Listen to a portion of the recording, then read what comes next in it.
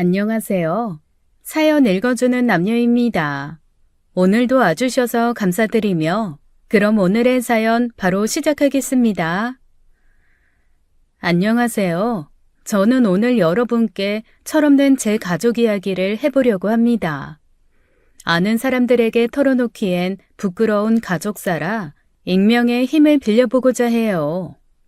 저는 이남 일녀 중 둘째로 얼마 전 그중 첫째인 오빠 부부와 절연하게 되었어요.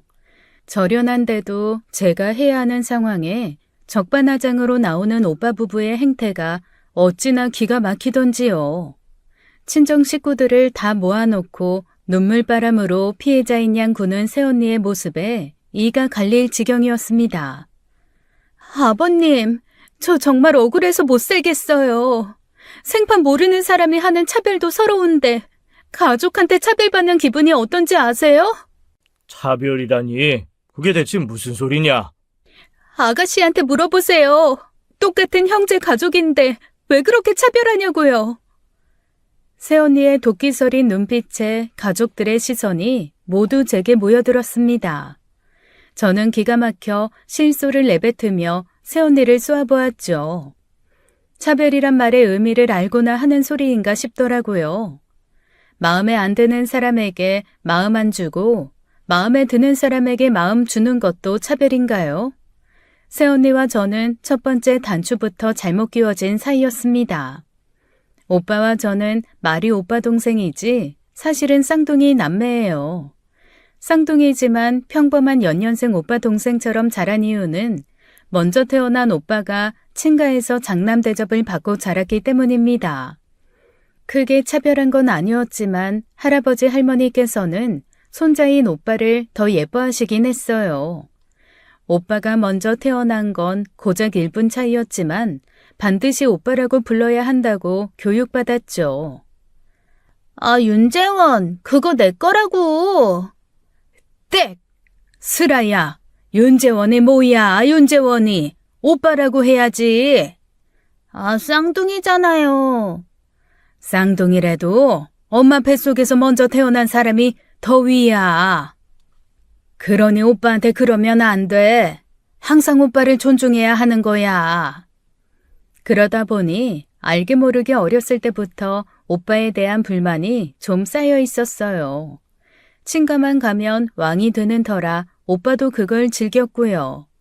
초등학교 저학년 때는 집에서 제가 이름 부른 횟수까지 적어놓고 할아버지한테 이르곤 했으니 얼마나 얄미웠겠어요.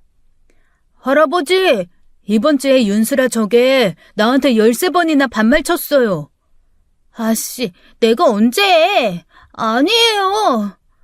슬아야, 너 이리 좀 와봐라. 그렇게 불려가면 30분은 앉아서 설교를 들어야만 했어요. 어렸을 때야 멋모르고 그게 맞는 말이라고 생각하고 고분고분 듣고 있었지만 저도 성격이 보통은 아니거든요.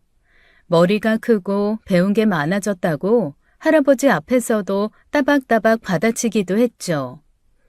근데요, 할아버지, 유교에서는 무릇 윗사람이 먼저 보여야 할 모범적인 태도에 대해서 가르치지 않나요? 그렇잖아요. 윗물이 맑아야 아랫물이 맑은 건데 매번 저만 이렇게 앉아서 혼나는 것도 이상한 것 같아서요.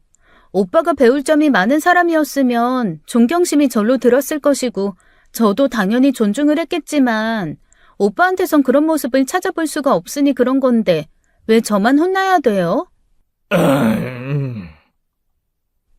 저도 보통 내기가 아닌지라 할아버지 할머니의 훈수에도 따박따박 할 말 다 하고 자랐고 챙길 건 다 챙겼었어요. 할아버지 할머니께서도 결국 참 별난 손녀가 다 있다고 저도 잘 챙겨주셨고요. 그렇게 자라다 보니 쌍둥이 남매였던 우리는 가까워질 수 없었고 적당한 거리를 유지한 평범한 연년생 남매처럼 자라게 된 겁니다. 학창시절 12년 동안 내내 같은 학교에 다녔어요. 여중으로 가고 싶었는데 제 뜻대로 되지 않았고 고만고만한 성적 때문에 고등학교도 똑같은 곳으로 갔고요. 그러니 서로 고충이 많았습니다. 그래서 저희는 암묵적으로 학교에서는 서로 아는 체 하지 않기로 했죠. 말하지 않았기에 친한 친구들이 아니면 같은 반 애들은 저희가 쌍둥이라는 사실을 몰랐어요. 일란성 쌍둥이다 보니 생김새도 완전히 달라서 몇 번을 말해도 친한 친구조차 쉽게 믿지 못할 정도였죠. 고등학생이 된 후 오빠한테는 여자친구가 생겼는데 그때 오늘날 그 앙금의 씨앗이 될 사건이 터진 거예요. 당시 학교 급식실이 단수가 되는 바람에 3일 정도 도시락을 싸서 가야 하는 날이 있었어요. 분식집에서 김밥이나 사가면 될 일이었는데 엄마는 바쁜 와중에도 저희 남매 도시락을 싸주셨죠. 그런데 오빠가 귀찮다는 이유로 엄마가 싸준 도시락을 놓고 간 거예요.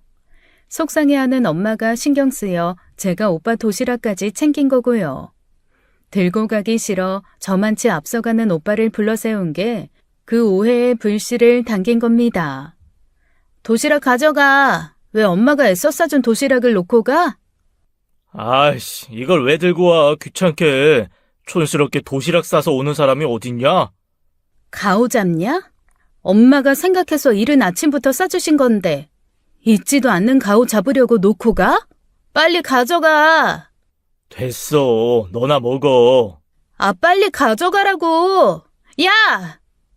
끝까지 도시락을 챙기지 않겠다는 오빠 때문에 결국 도시락 2개가 모두 제 차지가 되었던 날이었어요. 별 수 없이 그 도시락은 친구들과 제 몫이 되었죠. 그렇게 점심시간에 책상을 붙여 앉아 도시락을 먹기 위해 마주 앉은 그 순간이었습니다. 갑자기 누군가 세차게 제 머리를 후려친 거예요. 아! 야! 너 뭐냐? 뭐야?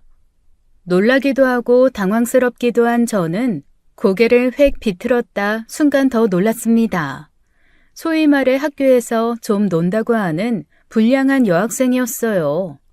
그 여학생이 저를 죽일 듯이 노려보고 있었죠. 순식간에 교실은 찬물을 끼얹은 듯 고요해졌고 저는 영문을 몰라 입만 떡 벌리고 있었어요. 너가 뭔데 윤지원한테 찝쩍거려? 너 나 누군지 몰라? 나 윤재원 여친이야. 근데 감히 내 남자친구한테 찝쩍거려? 아씨, 기분 잡치게 진짜. 불량 학생이고 뭐고 오빠랑 그런 오해를 받으니 기분이 너무 더럽더라고요. 저도 모르게 욕짓거리가 나왔고 교실 분위기는 순식간에 더 얼어붙었죠. 당장이라도 싸움이 날 것처럼 일촉즉발이었으니까요. 뭐? 아씨? 기분 잡쳐? 하! 진짜 웃기는 년이네 이거. 야, 너 뭐냐? 너 뭐 돼? 윤재원 여친이면 가서 윤재원 옆구리에나 달려붙어 있을 것이지. 왜 애먼 사람 찾아와서 지랄이야, 지랄이. 뭐야? 아, 진짜 기분 더럽네. 네가 윤재원 여친인데 뭐 어쩌라고. 오리발을 내밀겠다? 남의 남자 건드린 게 쪽팔리긴 한가 보지? 나 오늘 아침에 버스 타고 가면서 다 봤거든? 너 재원이 도시락 챙기더라? 근데 어쩌냐? 재원이는 나밖에 몰라서 네가 싼 도시락은 손도 안 댄 건데. 그래서 결국 2개 다 네가 먹고 있는 거잖아. 그러면서 그 여자애는 기어이 선을 넘더라고요.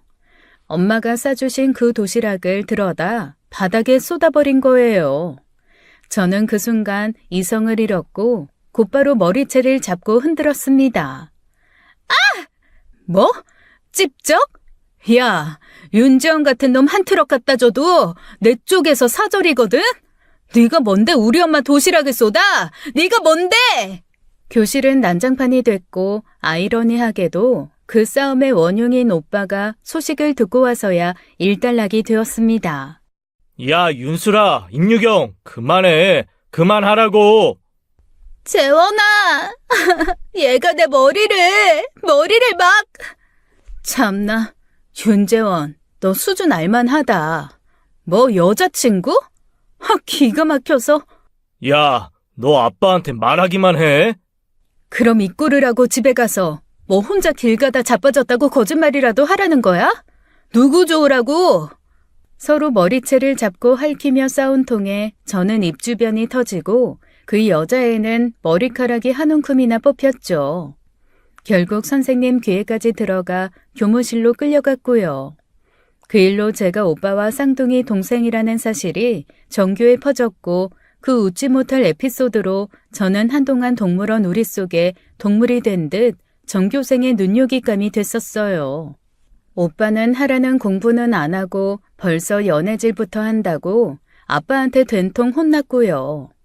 저는 잘못한 것도 없이 오빠의 원수가 되었어요.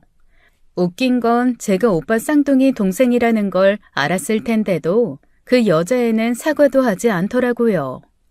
그때부터 싹수가 노랬던 겁니다. 새언니는. 맞아요. 그때 그 여자애가 오빠와 결혼한 새언니였어요. 그런 일이 있으니 고등학교 3년 동안 사이가 좋았겠나요? 그 후로 치고받고 싸운 적은 없지만 만날 때마다 서로 눈을 흘기는 사이로 지냈죠. 갑자기 결혼하겠다고 데려온 임신한 여자친구가 그 여자애였으니 제가 얼마나 황당했겠어요. 세월은 변했지만 인성은 그대로라 결혼 후에도 사이가 좋아진 것도 아니었습니다. 그러다 보니 필요할 때 오빠에게만 연락하고 만나더라도 대면대면 했죠.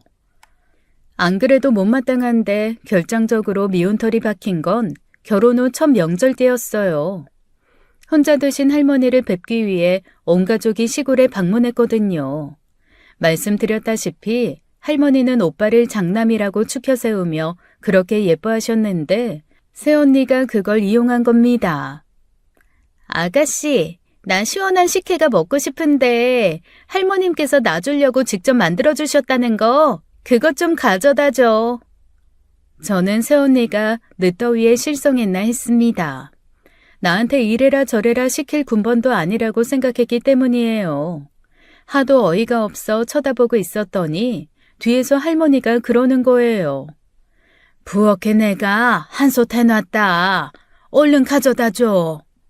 처음엔 괜히 큰 소리 나는 게 싫기도 하고 어떻게 나오나 싶어 그런 일을 한두 번 해줬어요. 그랬더니 자기가 뭐라도 된 것처럼 작정하고 부려먹는 겁니다.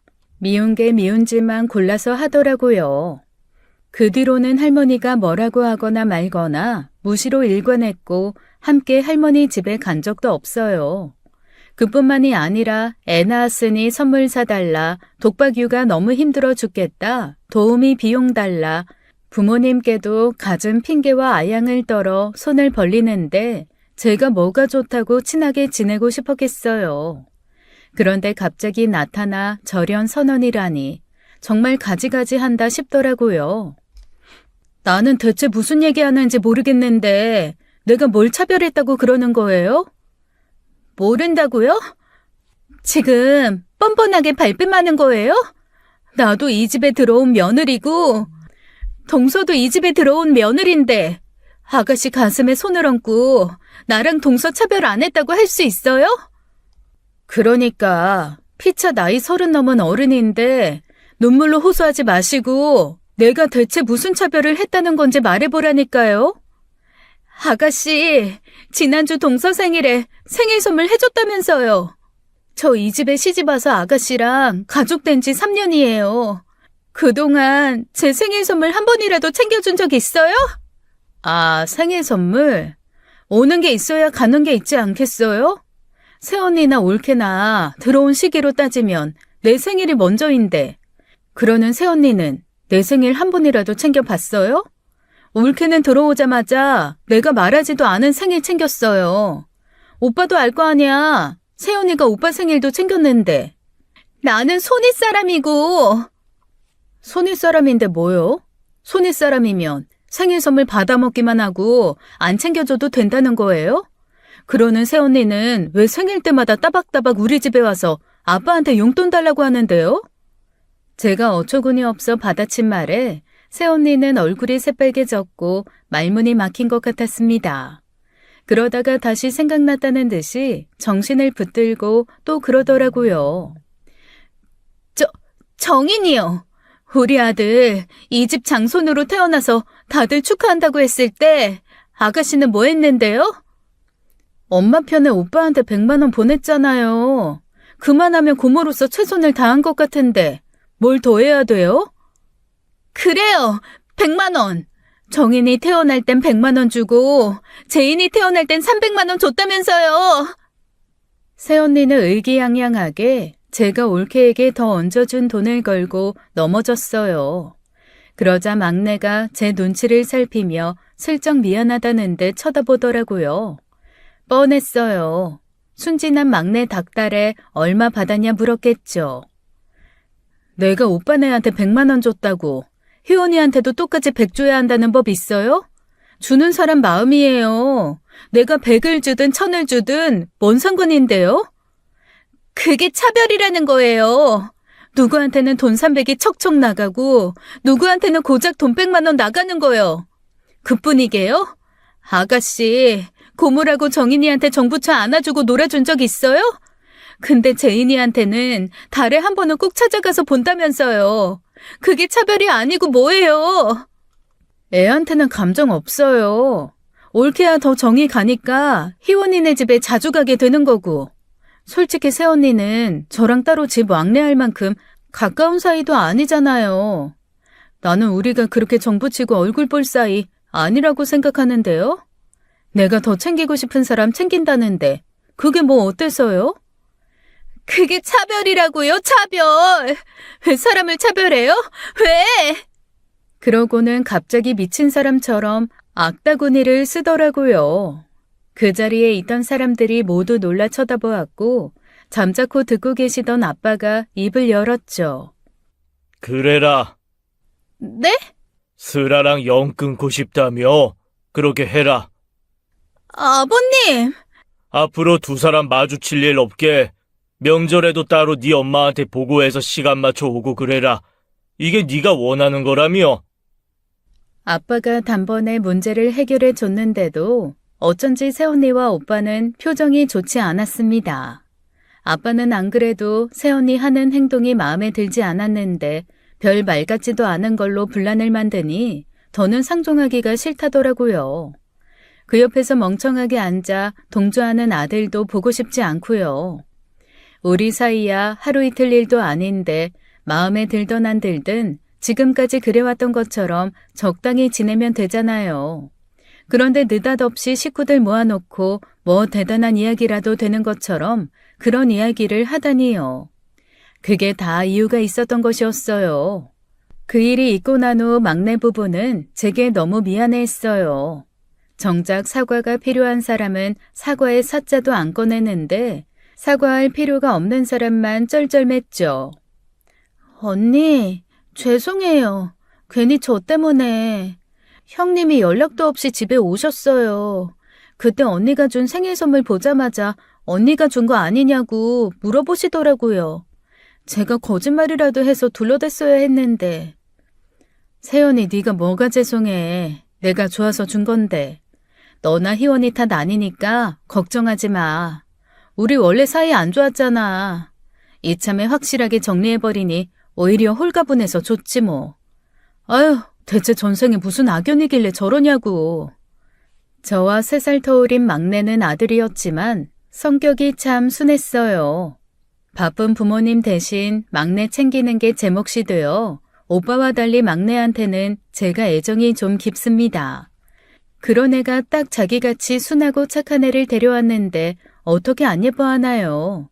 결혼하자마자 무거운 호칭 같은 거 내려놓고 언니 동생 하자고 하며 편하게 지냈죠. 시댁에 올 때마다 어떻게 하면 한 푼이라도 더 달라고 할까 머리 굴리는 소리가 들리는 새언니보다야 시댁 식구들 눈치 살필 줄 알고 귀염받으려 노력하는 올케한테 정이 가도 더 간 거예요. 그래서 저는 제가 한 행동이 차별이라고 생각하지 않습니다. 새언니한테 사과해 먼저 굽히고 들어갈 생각도 눈꼽만큼도 없고요. 뭔가 분명 꿍꿍이가 있겠다 싶었는데 그 일이 있고 며칠 뒤에 오빠 부부가 절연쇼를 벌인 이유를 알게 되었죠. 시골에서 여든이 다 되어가는 할머니께서 올라오신 겁니다. 슬아야, 할머니 오셔서 다 같이 모여서 저녁 먹기로 했는데 너도 좀 와야겠다. 내가 왜? 절연하자고 했는데 할머니 왔다고 같이 봐야 돼? 그 두 사람 가면 그때 연락해. 밖에 있다가 때 봐서 들어갈 테니까. 아무래도 좀 이상해서 그래. 그렇게 한번 모시려고 해도 복잡한 도시 싫다고 안 오시던 양반이 갑자기 일도 없는데 올라온 게 말이야. 게다가 며칠 전에 재원이네 시골 내려가 할머니 뵙고 왔다는데 그게 난 걸려. 오빠 내가? 갑자기? 엄마는 아무래도 할머니께서 그냥 올라오신 게 아닌 것 같다고 하더라고요. 아무래도 오빠 부부와 무슨 일이 있는 것 같으시면서요. 엄마 말을 듣고 보니 조금 이상하다 싶기도 했고 일단 같이 만나는 게 좋겠다는 엄마의 말에 결국 절연 한 달 만에 오빠 부부를 보게 된 겁니다. 갔더니 저희 엄마한테도 안 하는 알랑방귀를 끼며 어찌나 여우처럼 굴던지 밥맛이 딱 떨어지더라고요. 할머니, 저는 할머니 보면 돌아가신 저희 할머니 생각나서 막 눈물이 날 것 같아요. 할머니가 저 어렸을 때 키워주셔서 저 할머니 되게 좋아했거든요. 아이고, 그래? 할머니가 이렇게 예쁜 손녀 두고 빨리 가셔서 마음 많이 아팠겠어. 할머니께서 오래오래 사셔서 저 못 받은 할머니 사랑까지 듬뿍 주셔야 돼요. 아셨죠? 우리 정인이도 중조 할머니가 제일 좋대요. 모처럼 할머니가 오셨으니 자리 지키고 있었던 거지 아니었으면 진작 나가고도 남았어요. 그렇게 밥을 먹고 난 후 갑자기 할머니께서 저희 삼남매를 모두 불러앉히시더니 대뜸 그러시는 겁니다. 너희 할아버지가 돌아가실 적에 너희 앞으로 내준 땅이 있는 거 알 거다. 재원이는 장손이라 따로 남겨둔 땅이 있고 나머지 땅은 재원이 40, 슬아 희원이 각각 30씩 지분 줬던 거 알지? 예, 할머니. 나 그거 좀 바꿔야겠다. 나머지 땅 그것도 다 재원이 줄란다. 갑작스러운 이야기에 저도 막내도 놀라 할머니를 쳐다만 보고 있었습니다. 그 사이에 먼저 끼어든 건 아빠였어요. 어머니, 갑자기 그게 무슨 말이에요? 아버지가 애들 나눠주려고 지분 설정까지 하시고 간 남긴 땅인데 왜 그 땅을 다 재원이를 줘요? 애들 분란 생기게. 그거야. 먼저가 네 아버지 탓을 해라. 어쨌거나 일단 나한테 맡기고 간 땅인데 내가 말 좀 바꾸면 안 되냐? 할아버지께서 손주들 사랑에 남기고 간 재산이긴 했지만 어쨌거나 할머니께서 물려받으신 재산이었으니 저희가 왈가왈부할 일은 아니었습니다. 하지만 이상하잖아요. 특별한 이유가 없으면 할아버지께서 그렇게 못 박아둔 유언을 뒤집을 필요도 없었고요. 더군다나 오빠는 장손이라는 이유만으로 받아갈 땅이 하나 따로 있는 상황이었는데 나머지 땅도 혼자 절반 가까이 가져간 것도 모자라 전부 오빠 차지가 된 것이었습니다. 대체 이게 무슨 일인가 싶었는데 할머니가 그러시더라고요. 슬아야, 내가 어렸을 때부터 뭐라고 했냐. 아무리 한 배에서 한날에 나왔대도 재원이가 먼저 나온 오빠라고 했지 않어? 오빠를 좀 존중하고 오빠 말 좀 잘 들어라. 오빠 면을 살리는 게 먼저 다 그렇게 이야기했잖냐. 할머니, 저 할머니가 무슨 말씀 하시는지 모르겠어요. 저 오빠한테 잘못한 거 없고 할머니께 혼날 일도 한 적 없어요. 너 재원이네랑 인연을 끊었다면서. 그거야 새언니가 먼저. 아가씨가 우리 부부 서방님네랑 차별하셨잖아요. 그게 이 사람 무시하는 게 아니면 뭔데요? 뭐라고요? 그거야. 시끄럽다. 이유를 막론하고 손이 사람 입에서 무시당했다는 말이 나오는데 그럼 잘한 거야? 할머니, 저 진짜. 난 이미 그렇게 결심했으니 그런 줄 알아라. 잠깐만요. 저는 그렇다 치고 왜 희원이 목까지 다 가져가요? 희원이는 잘못한 것도 없는데요. 그걸 몰라 물어? 너희 둘이 손잡고 저 두 사람 바보 만든 거 아니냐? 나는 참 실망스럽다. 집에 새 사람이 들어왔으면 보듬어주고 품어줄 줄 알아야지. 손윗 사람이라도 동갑내기에 학교도 같이 다닌 사이라면서 왜 그렇게 박하게 굴어? 네 할아버지가 살아계셨으면 뒤로 넘어가실 일이야. 대체 두 부부가 무슨 말로 할머니를 구워 삶은 건지는 몰라도 작정하고 할머니 환심을 산 게 분명했습니다. 느닷없이 차별받았다는 이유로 절연하자고 했을 때부터 이상하다 싶었어요. 별것도 아닌 일을 크게 키워 장손에게 약한 할머니께 재산을 더 얻어낼 심산이었던 거죠. 저는 기분이 팍 상했고 제 말을 듣기보다 새언니 말만 믿는 할머니도 원망스러웠죠. 그래서 그 길로 할머니께 인사도 드리지 않고 나와버렸어요. 집에 돌아가자 늦은 밤 엄마한테서 전화가 오더라고요. 내가 이상하다고 했잖아.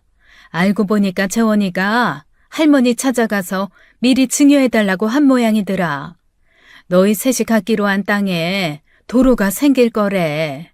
그거 보상금 나온다니까 그거 알고 찾아간 것 같아. 그럼 그렇지. 윤재원 하는 짓이 그렇지 뭐. 그래서 기어이 그 땅은 진짜 오빠한테 다 주겠대? 네 아빠가 할머니한테 얘기는 해보려고 하는데 원래 할머니가 네 오빠 얘기면 껌뻑 죽잖아. 알고도 속아 넘어가 주시고 싶은 거지.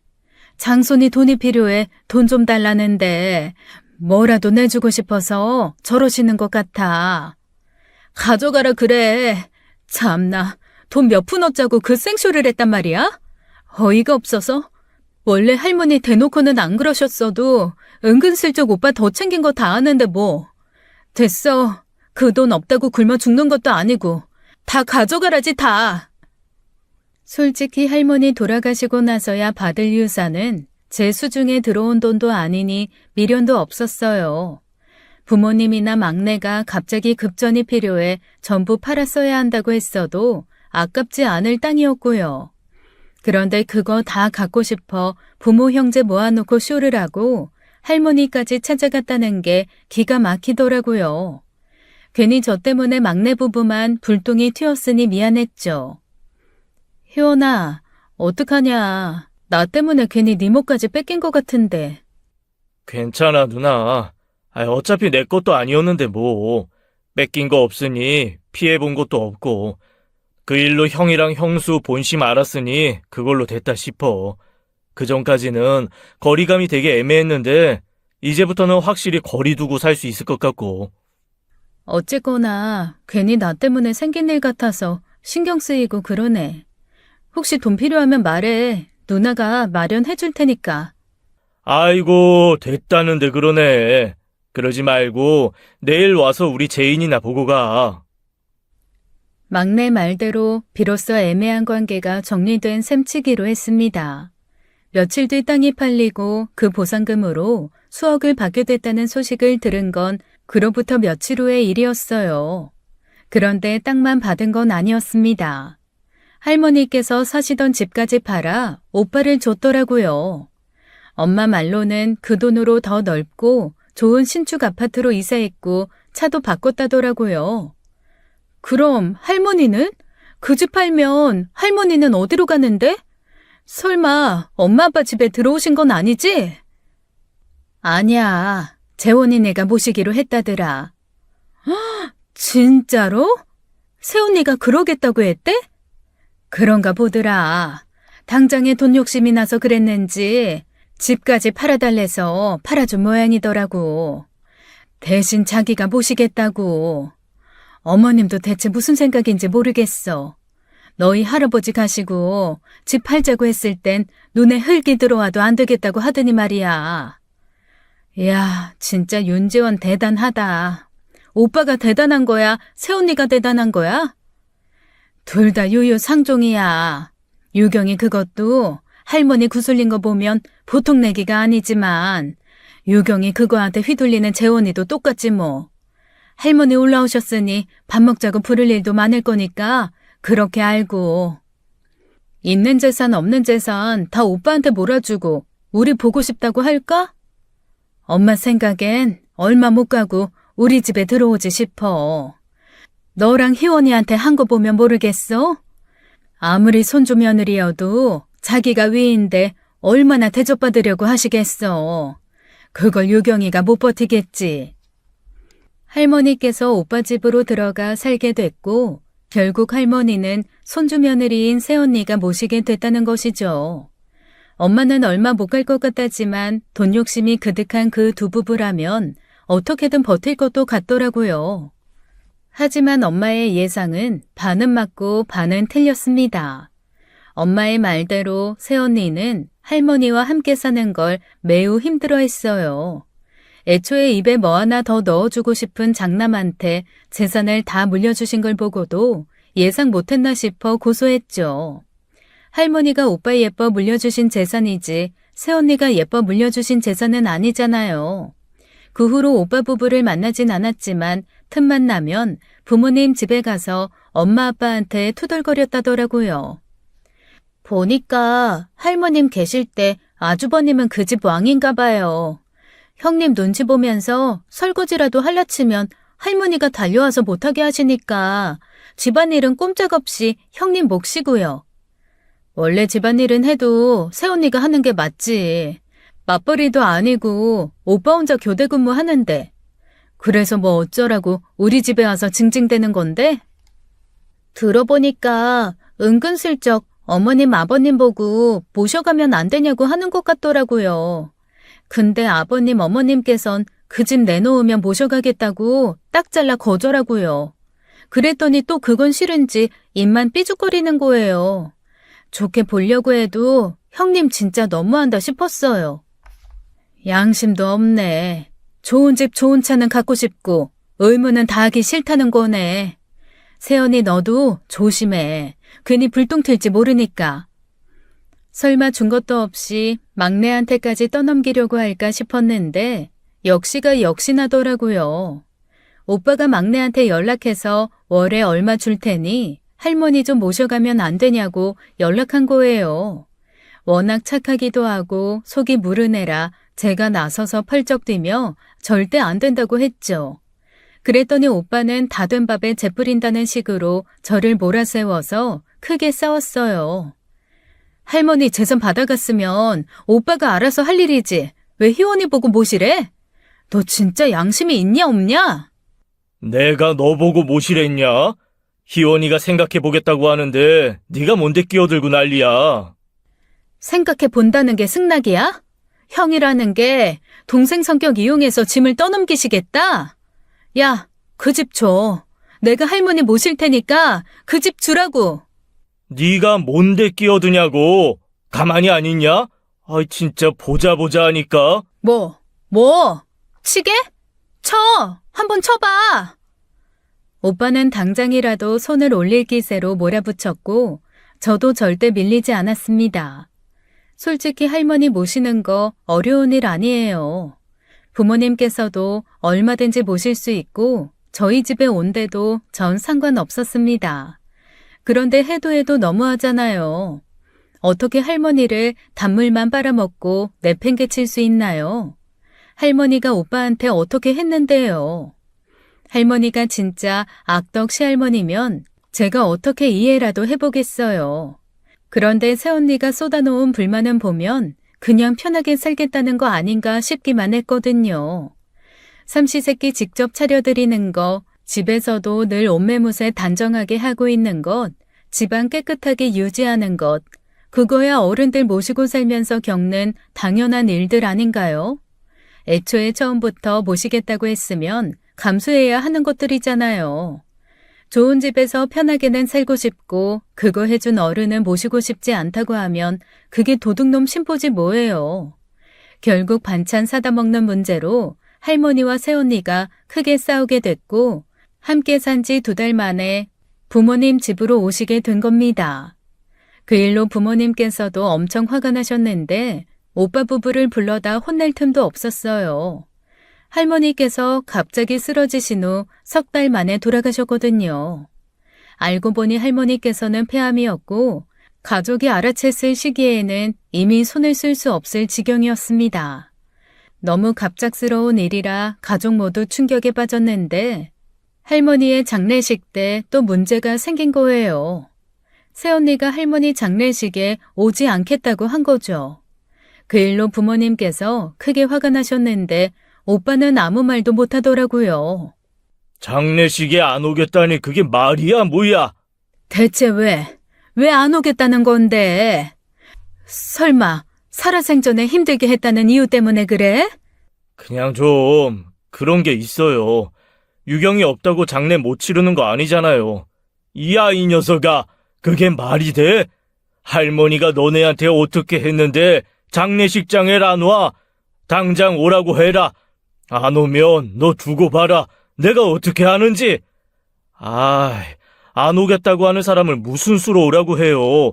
다 그럴 만한 이유가 있다고 생각하고 좀 넘어가면 안 돼요? 어차피 나한테나 할머니잖아요. 할머니가 땅 주신 것도 다 내 앞으로 해준 거지 유경이한테 해준 거예요? 이 양심도 없는 새끼, 네 입에서 그런 말이 나와? 그럴 거면 너 집도 차도 다 내놔라. 니네가 할머니 구슬려 그렇게 두 분 재산 받아갔으면 좋든 싫든 장례는 무사히 마치는 게 사람 된 도리야. 아빠가 그렇게 불같이 화내는 걸 본 적이 없습니다. 아빠도 많이 참고 있었던 거예요. 단지 가장 먼저 태어났다는 이유로 오빠가 누리고 살아야 했던 걸 다 참아준 이유는 아빠 나름의 효도였던 겁니다. 할머니, 할아버지께서 오빠에게 뭐 하나 더 얹어주는 걸 좋아하시니 참은 거지 아빠가 저희 남매를 차별해 그런 건 아니었으니까요. 손쓸 새도 없이 갑작스럽게 맞이한 이별에 속이 상한데 오빠 부부가 그런 식으로 나오니 얼마나 화가 나셨겠어요. 아빠는 당장 데려오라고 으름장을 놓았지만 결국 새언니는 장례식을 치르는 사흘 내내 코빼기도 보이지 않았습니다. 할머니는 원래 살던 마을에 있는 선산에 묻히셨어요. 산에 할머니를 모시고 원래 살던 할머니 집에 한번 들렸죠.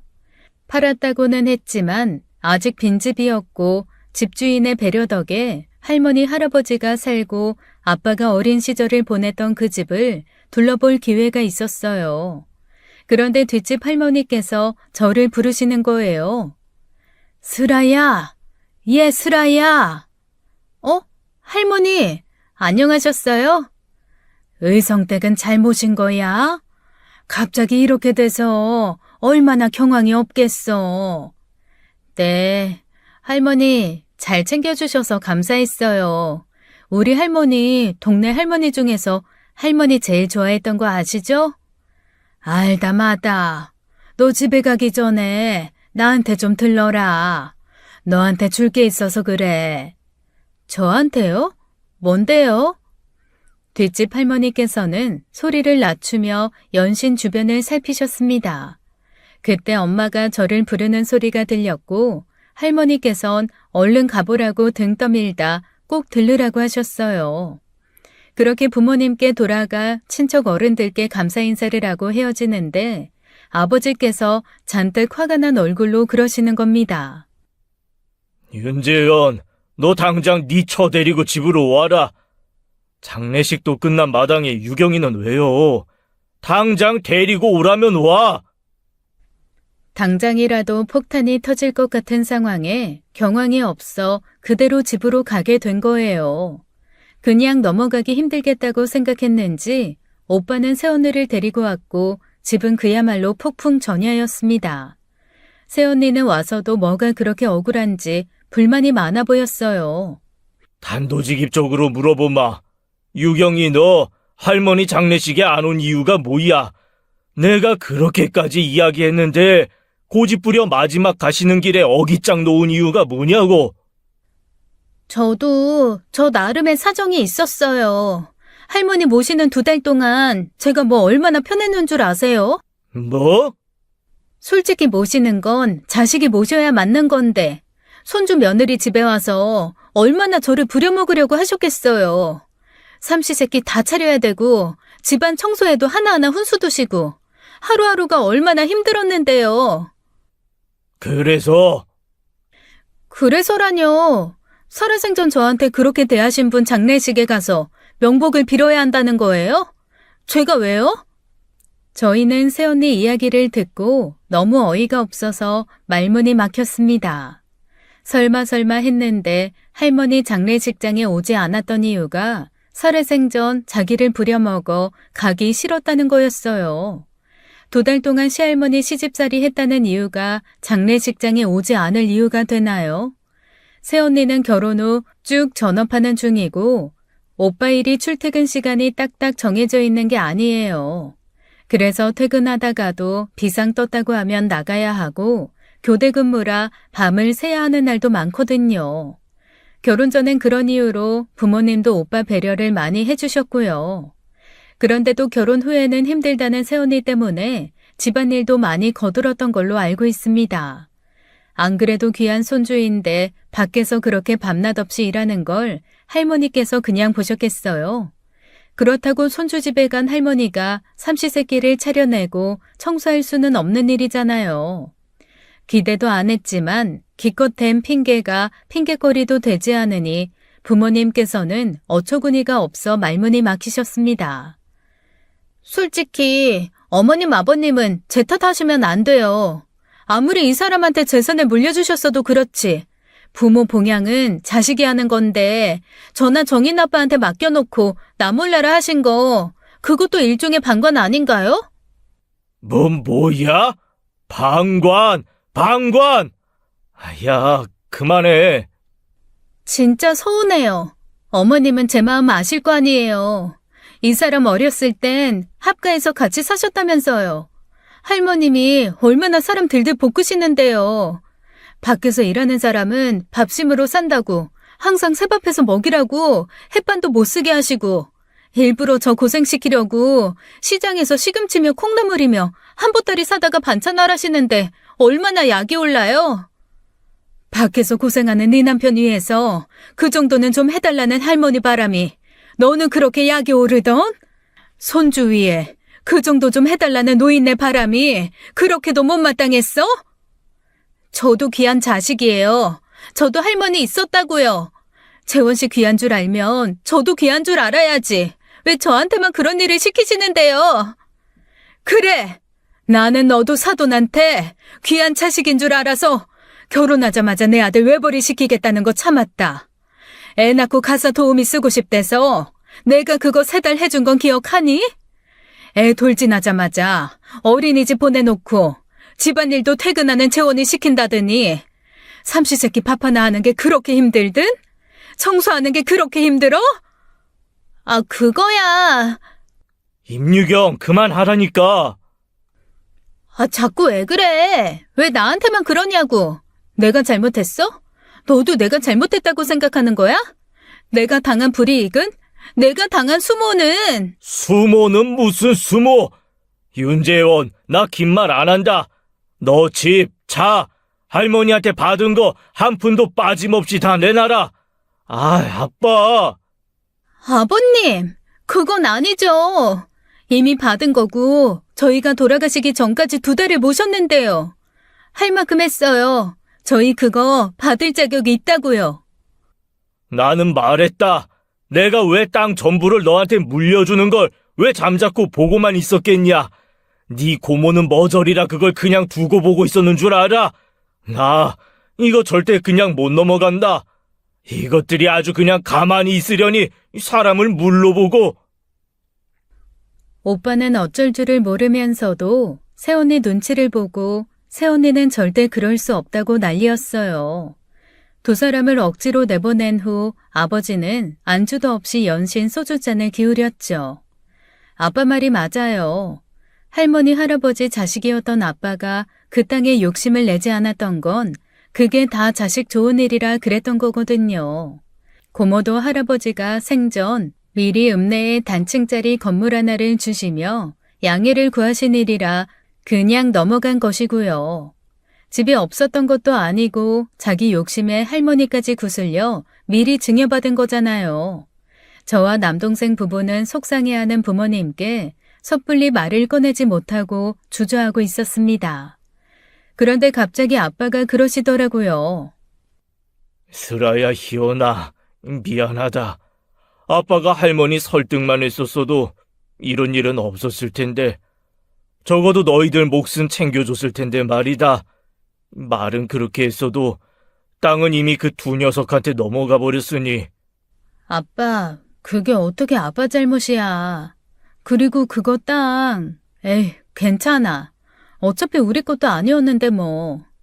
할머니 오빠사랑 유별난 거야. 어렸을 때부터 알고 있었는데 새삼 놀랄 것도 없지. 그냥 털어버려. 뭐 어쩌겠어. 속만 상하지. 아니, 내가 어떻게든 재원이 그거한테 땅값이며 집값 다 받아낼 거다. 그날 아빠는 뭔가 결심한 것 같았습니다. 첫째 아들을 상대로 전쟁을 하겠다 마음 먹은 것이죠. 저는 그날 집에서 자고 갔어요. 그런데 그날 밤 꿈에 할머니가 나온 겁니다. 할머니는 원래 살던 마당에 서 계셨어요. 제가 집 안으로 들어가자고 해도 고개를 내저으셨죠. 그게 이제 더는 자기 집이 아니라서 들어가지 못하시는 것 같아 마음이 아프더라고요. 그런데 그때 할머니 품에 뭔가가 있었습니다. 그리고선 잠에서 깼는데 그 모습이 너무 신경이 쓰이더라고요. 그러다 문득 뒷집 할머니가 했던 말이 생각난 거예요. 저는 새벽녘에 잠에서 깨서 결국 동이 트기도 전에 집을 나서서 할머니가 살던 마을로 갔죠. 이른 아침인데도 뒷집 할머니는 일어나 계셨고 저를 반갑게 맞아주셨습니다. 아유, 나는 너 그냥 가버린 거 알고 이걸 어쩌나 했어. 제게 주실 게 있다고요? 혹시 할머니 물건이에요? 어떻게 알았어? 가만히 있어봐. 뒷집 할머니는 그렇게 말하곤 방 안으로 들어가시더니 뭔가 가지고 나오셨죠. 저는 그걸 보고 깜짝 놀랐습니다. 꿈에서 할머니가 들고 계시던 것과 똑같아 보였거든요. 그건 다름 아닌 하얀 광목천에 싸둔 노트 3권이었어요. 네 할머니가 이걸 나한테 맡기더라. 이게 뭔데요? 몰라. 혹시라도 자기한테 무슨 일 생기면 제일 똑똑한 손주한테 전해달라는 말만 했어. 제일 똑똑한 손주요? 그 집 손주 중엔 슬아니가 제일 똑똑하고 총명하잖아. 재원이 그건 영 그쪽으로는 아니지. 그러니까 저는 할머니의 유품을 뒷집 할머니의 선택으로 받게 된 거였어요. 밥 차려줄 테니 밥 먹고 가라는 할머니의 성화에 저는 할머니 집 평상에 앉았습니다. 그리고 할머니께서 남긴 노트를 펼쳐보았죠. 삐뚤빼뚤하지만 할머니의 큼지막한 글씨가 빼곡한 노트였어요. 무슨 말인지 알아보기 힘들었지만 찬찬히 읽어보니 그건 다름 아닌 할머니의 일기장 같은 것이었습니다. 매일 쓰신 건 아니고 할아버지가 돌아가셨을 때부터 최근에 이르는 오래된 일기장이었어요.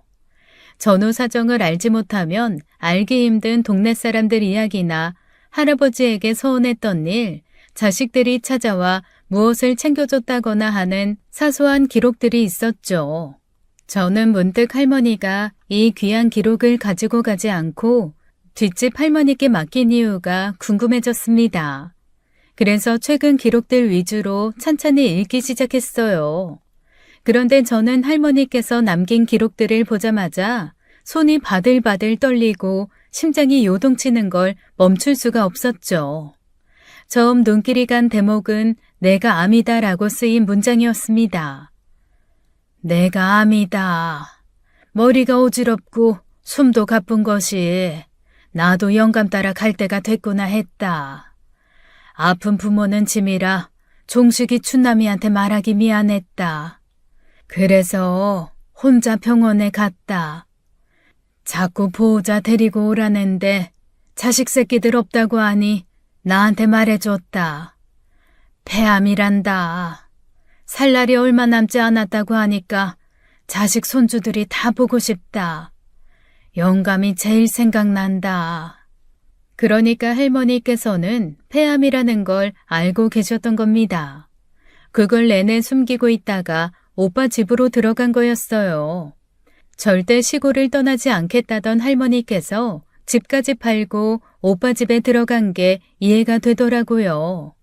그 다음 장에는 오빠 부부가 할머니를 찾았던 날에 기록이 있었습니다. 재원이가 처랑 왔다. 나한테 돈을 달란다. 영감이 남긴 게 있으니 줘야지 했는데 자꾸 영감이 남겨준 슬아 효원이 것도 욕심을 낸다. 재원이가 어려서부터 욕심이 많았다. 재원이 저는 자꾸 서럽다고 운다. 슬아랑 희원이 욕하는 게 괘씸하다. 근데 재원이 보고 참았다. 좋은 것만 주고 키웠는데 저 앞에서 아쉬운 소리 하는 게 불쌍하다. 내 귀한 장손 위에서 줘야겠다. 슬아랑 희원이한테 미안하다. 내가 못된 할머니다. 저를 혼내시며 오빠한테 다 물려주고 싶으시단 할머니의 진심이 그곳에 있었던 거예요. 새언니가 못된 사람이라는 것도 아시고 저와 막내한테 미안한 마음도 품으셨으면서 결국 장손한테 져주신 거죠. 그리고 며칠 후 마지막 일기가 자꾸 눈에 밟혀 눈물이 나더라고요. 집도 주면 재원이가 같이 살아준단다. 집도 주고 땅도 준다고 하니 나를 모셔가겠다고 했다. 병원에서 죽기 싫어. 나 아픈 것도 말 안 했는데 잘 됐다. 죽기 전에 우리 장손이랑 살다 가련다. 영감 만나면 장손이랑 살다 왔다. 장손 며느리밥 얻어먹고 왔다고 자랑해야지. 영감이 약올라 2번 죽으려고 할 거다.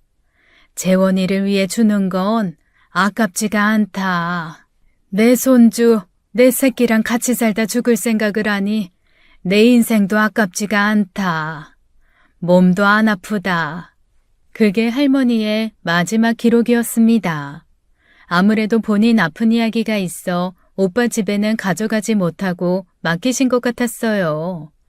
행여 누구라도 할머니의 일기장을 들춰보고 할머니가 아프다는 걸 알면 병원에 모시려고 할까 봐서요.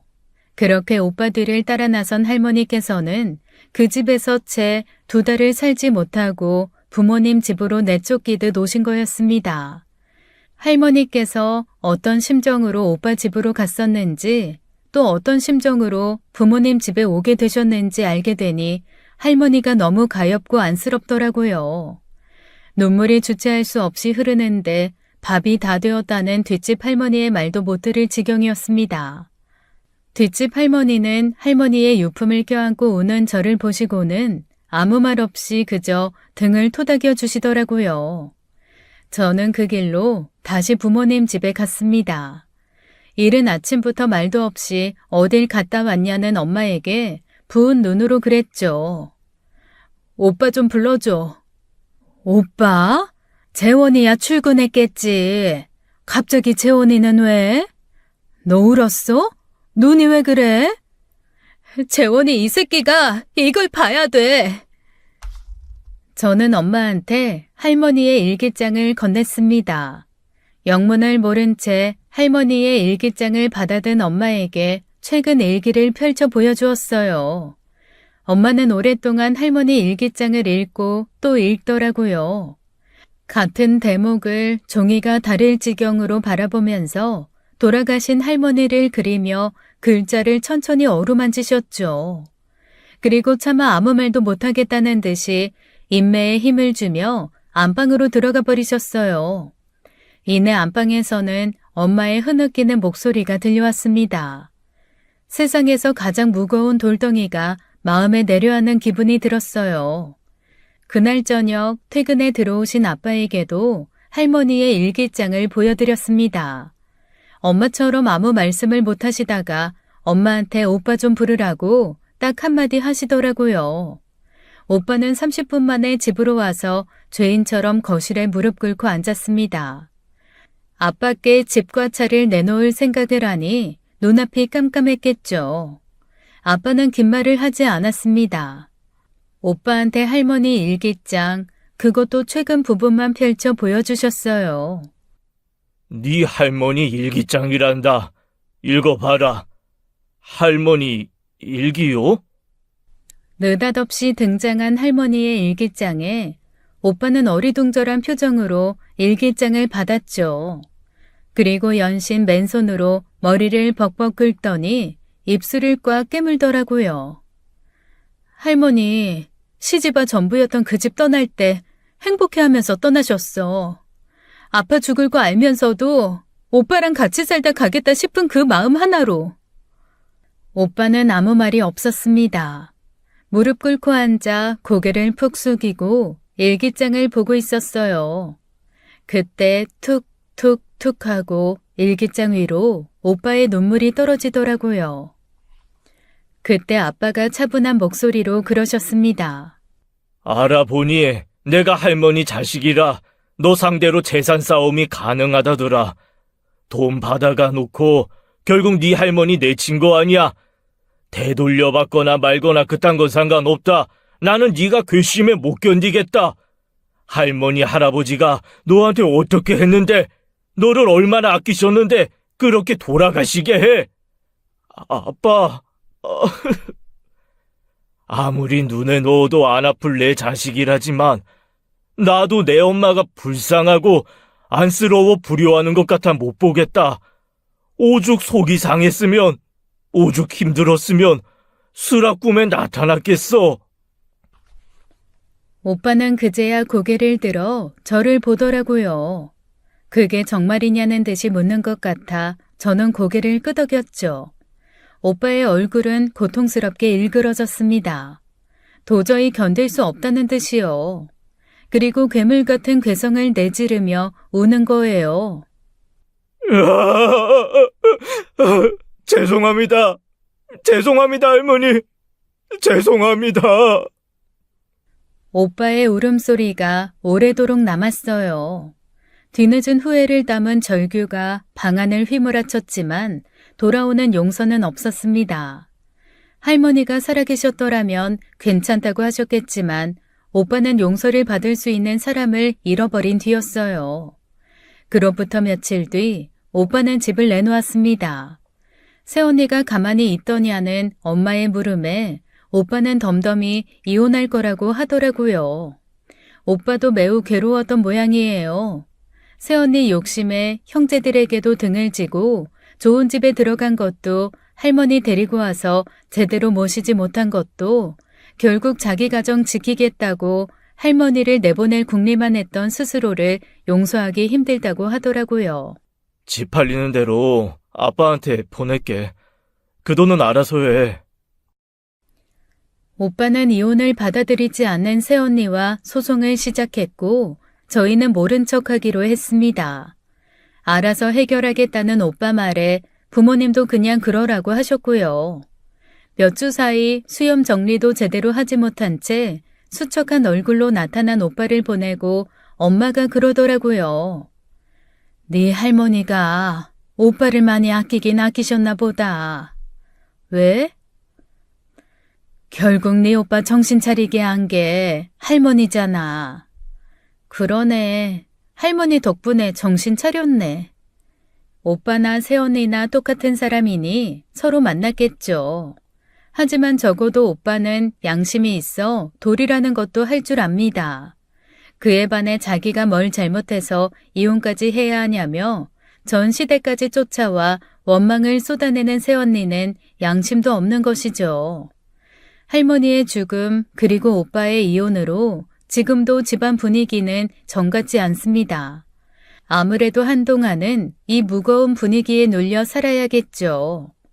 저는 지금도 이따금 할머니께서 쓰지 못한 일기에 대해 생각해요. 그래서 마음이 아픈 겁니다. 할머니가 쓰지 못한 일기에는 눈물 자국이 많았을 것 같아서요. 저는 할머니께서 다른 사람도 아니고 제 꿈에 보였던 이유가 분명히 있다고 생각합니다. 제게 미안한 마음을 전하고 싶었을 거라고 생각해요. 그래서 다시 한번 할머니가 제 꿈에 나타나 주시기만 기다리고 있어요. 꿈에서 할머니를 만나면 이렇게 이야기해 줄 겁니다. 할머니, 새삼스럽게 뭘 그래. 나는 할머니가 오빠 입에만 사탕 2개 넣어준 거 다 알았어도 할머니가 좋았어. 나한테 안 준 거 아니고 내가 제일 좋아하는 맛 골라서 내 입에 넣어줬잖아.